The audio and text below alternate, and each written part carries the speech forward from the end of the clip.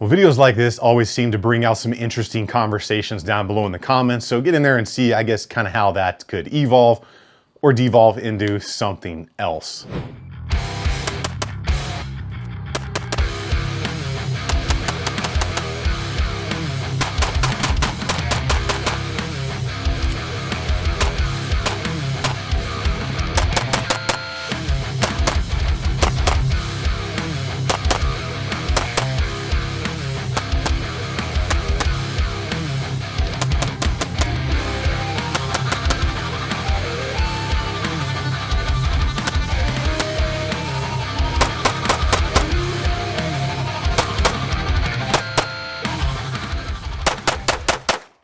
Either way, we are doing it, so welcome back or welcome to the channel. If this is your first time here, everybody, we're gonna be talking about 3 different pistol-mounted red dots for your optic-ready pistol, or you could use them on a rifle as well.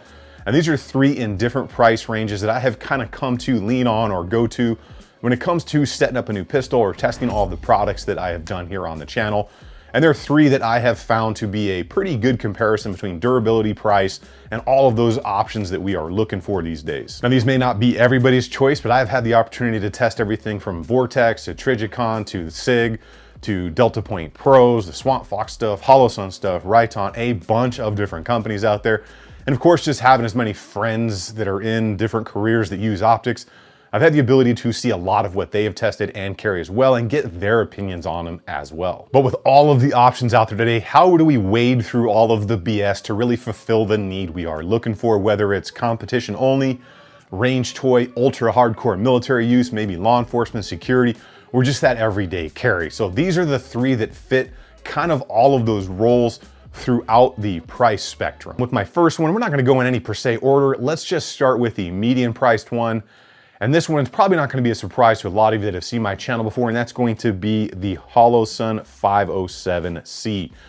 Now, HoloSun has a ton of different options when it comes to their pistol-mounted red dots. And as you can see, this one is on that Walther PDP, which I've finally gotten a few trips to the range with, and I can tell you, it's turning out pretty good. But talking about that HoloSun, let's get into the reasons why I kind of feel this in that medium price range is one of the hands down best options you can go with no matter what you are going to use it for. My first reason on this one is going to be that reticle choice. Just by a couple of quick presses of that button on the side right there, you can go between a dot, a circle, and a dot, just the circle alone.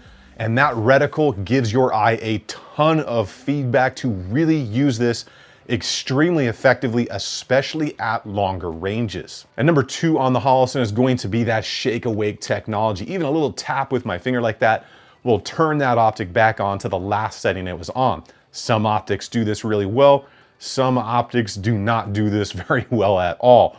HoloSun seems to have really dialed that in, and it's a great feature for those of us that don't want to burn through batteries all the time, especially if we're leaving them on higher settings. And I think we can all agree at this point that HoloSun is turning out to be one of the most durable pistol-mounted red dot optics out there. People are putting these things through absolute beatings out there on the range. They are taking every bit of it, they're holding zero, and they are maintaining every option that it comes with. The electronics aren't failing, the glass isn't failing, and it's just outstanding for the price we are getting these things at. So the durability on the HoloSuns has really surprised a lot of people out there, especially since it's got a kind of a more rounded top design there, which is not what the most durable one, the RMR, is known for. So it's really nice that they've achieved that, especially at the price point that they are. And the mounting pattern on these, it's the RMR kind of footprint. So that's definitely nice because even though a lot of slides have the modular optic systems like Glocks and others, you can get different plates.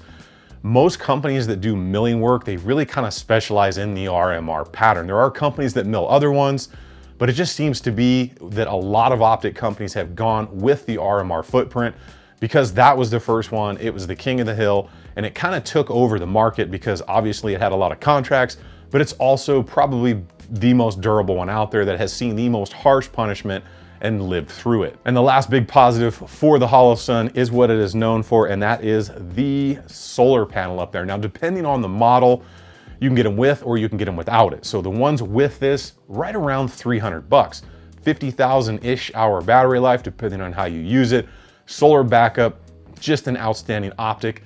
especially in that solar powered version, which a lot of other companies are trying to mimic at this point, because it does give you such a long battery life. Now, this is where I need to stop and pause and say, if you're looking for the in detail reviews on any of these optics, those are down below in the optics video playlist. You can check those out. I have videos on all of the ones and more that we're going to talk about here today in detail. So if you want any of the intricate specs, check that out there. All right, now let's bring in the expensive version. And I think you all expected it. It's the RMR. I know, lame, right? But there's no denying the RMR. The biggest positive here, you can pretty much drop this thing out of an airplane.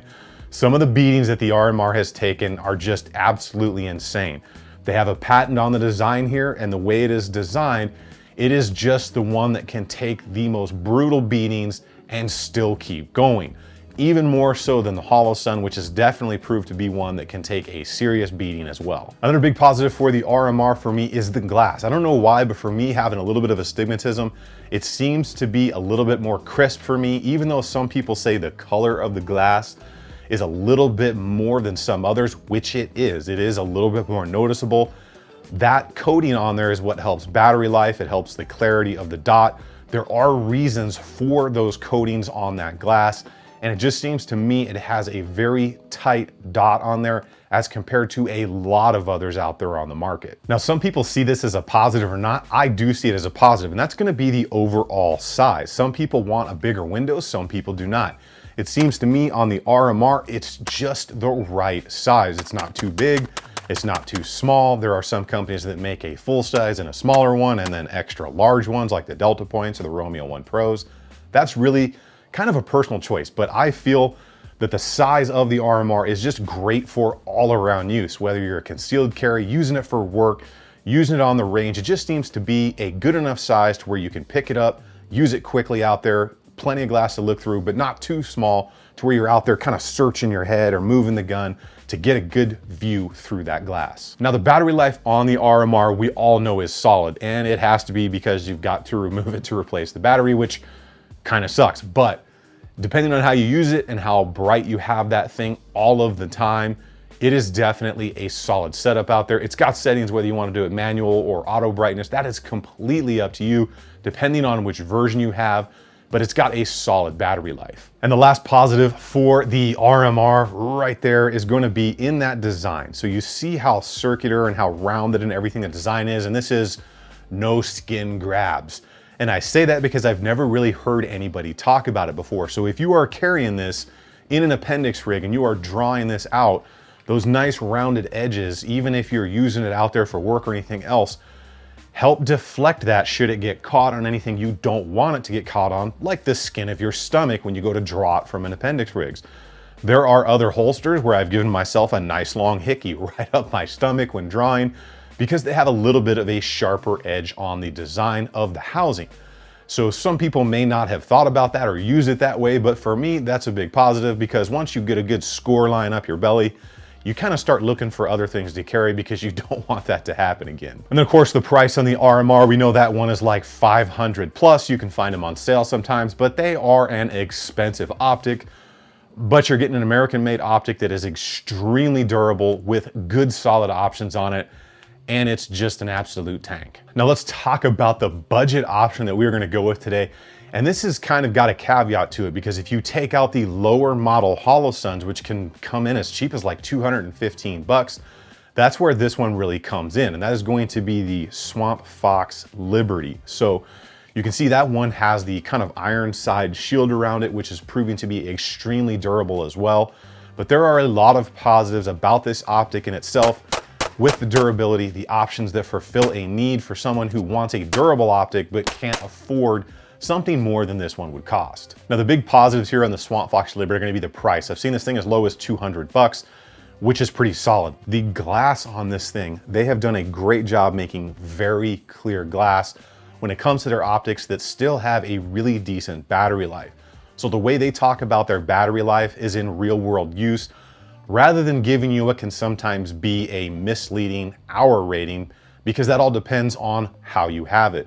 They just say about 2 years of real world use, which could be sometimes higher, sometimes lower, which is pretty honest rather than just saying you'll get 100,000 hours out of it. Another huge positive on this one is it shares the same footprint as the Holosun, as the RMR, and a bunch of other ones out there.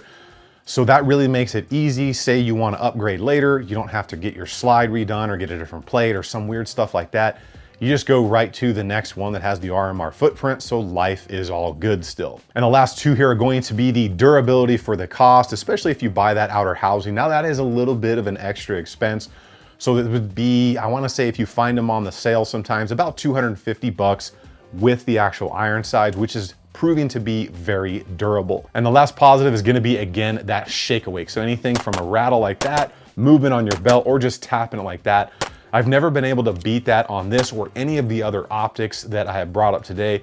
It's just a solid technology that can save battery life, make things a little easier. So you don't have to remember to pull it out, turn your optic on, and then go out and carry it around for the day. You can just leave it on and replace the battery once a year on your birthday. All right, so now again, these may not be everyone's first choices for a variety of different reasons. What it really comes down to is you've got to figure out your purpose.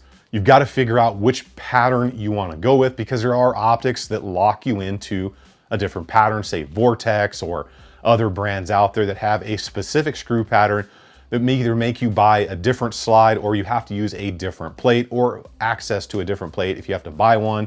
And it's not like the Glocks that comes with them all. A lot of the newer stuff like the Walther right here, you only get one plate with it. So you'd have to go out and buy a different plate if you want to swap to something that is not the RMR or whatever you got your original plate as. Ultimately, it's going to be dialing down what you're going to use the thing for. Is it something you're going to go plink on a range with and take out there with your family? Well, a $50 optic may work for you from Amazon.